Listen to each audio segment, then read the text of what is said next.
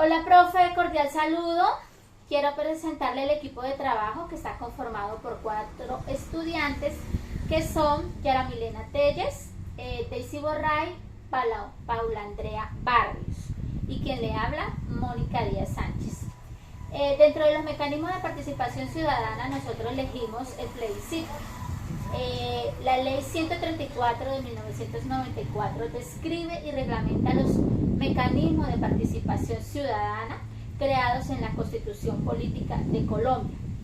El plebiscito es una convocatoria que hace el presidente de la República para consultar a la ciudadanía su apoyo o su rechazo, o el sí o el no, a una decisión propuesta por el Ejecutivo y que no requiere aprobación del Congreso.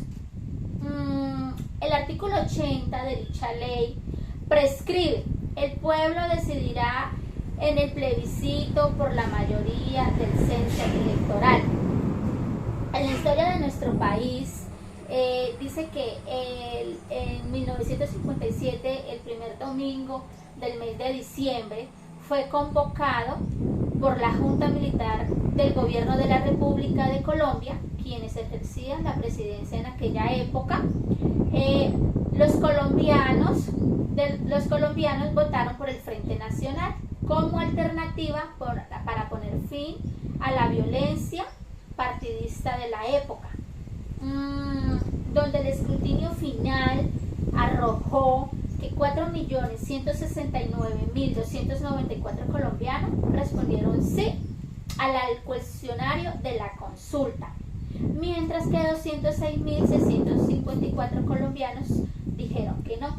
Entonces, esa es la historia de nuestro país en cuanto al primer plebiscito constituido como primer plebiscito. El segundo fue en el mandato de Juan Manuel Santos.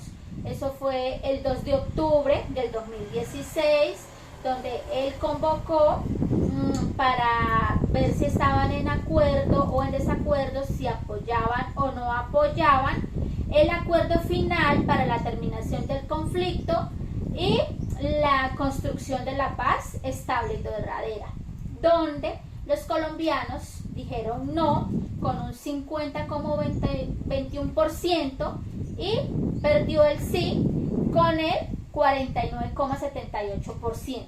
Entonces, en la historia de nuestro país son esos dos plebiscitos.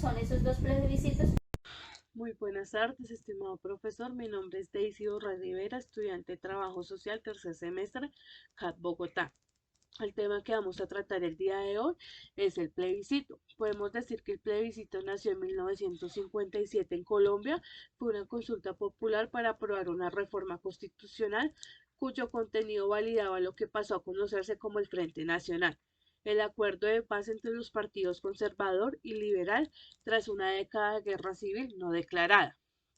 En ello podemos decir que el plebiscito está hecho en lo social y en lo político. En lo social, la constitución política es el tema de participación ciudadana tras la descendencia que se le dio a dicha temática y la forma como ello se reflejó en la gramática constitucional.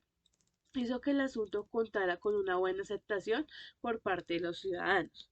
El Congreso de la República, a través de la Ley Estatutaria para el Estado y la Sociedad, le atribuyó a los mecanismos de participación ciudadana, estando orientadas a estudiar a la Constitución, la ley estatutaria e iniciar el procedimiento de revisión constitucional o de formación de la ley formal o una determinada fracción del cuerpo electoral. En lo político, en Colombia la normatividad contempla la iniciativa formulada, por cuanto los ciudadanos deben redactar el respectivo proyecto del articulado y su exposición de motivos.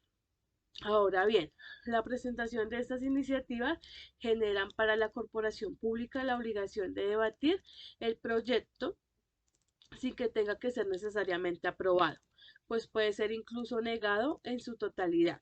En los programas están situados varios como en los planes de desarrollo, relaciones internacionales, cuestiones fiscales y tributarias, concepción de amnistías o indultos, preservación y el restablecimiento del orden público, régimen salarial y prestacional de los empleados públicos, donde se puede constituir un comité de promotores y elegir un vocero.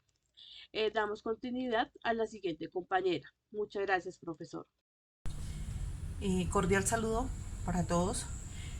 Como ya saben, mi nombre es Milena Telles y en este momento expondré uno de los puntos relevantes dentro de nuestro tema, como es uno de los instrumentos de participación ciudadana, que es el plebiscito.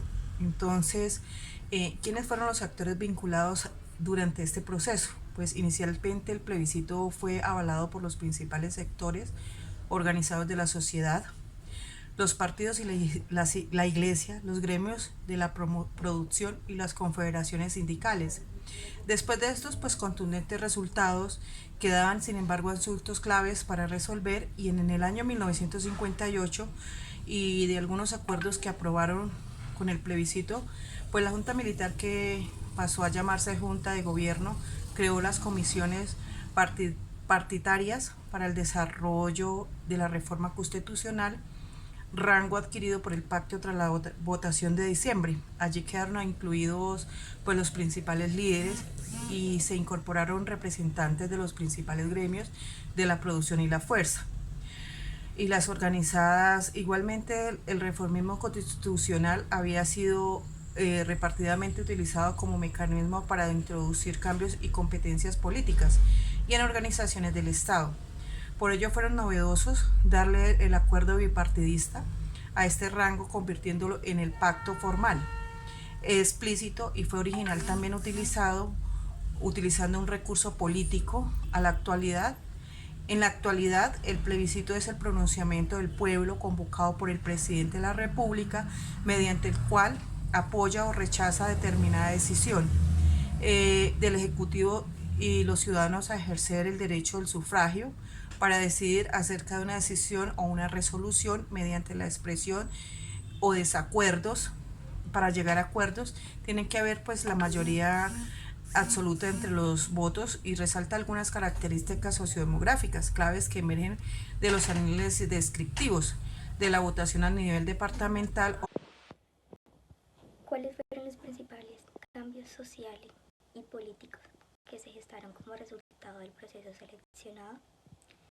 El plebiscito de 1957 en Colombia fue una consulta popular para aprobar una reforma constitucional, cuyo contenido validaba lo que pasó a conocerse como el Frente Nacional, el acuerdo de paz entre los partidos conservador y liberal. Tras una década de la guerra civil, no fue declarada. La votación tuvo 14 artículos políticos y jurídicos relativamente complejos, en los que se establecía la mecánica del Frente Nacional, pero también de la igualdad de derechos entre hombres y mujeres, y la obligación del gobierno de no invertir no menos del 10% y de sus presupuestos en la educación. Lo bueno y lo oportuno del Frente Nacional fue su tarea positiva para contener la sangría del cuerpo social de la nación, ocasionada por la violencia política. Pero lo negativo nunca se superó. Lo peor del sistema, el aletargamiento doctrinario del partido literal y el burocratismo y la extensión electoral.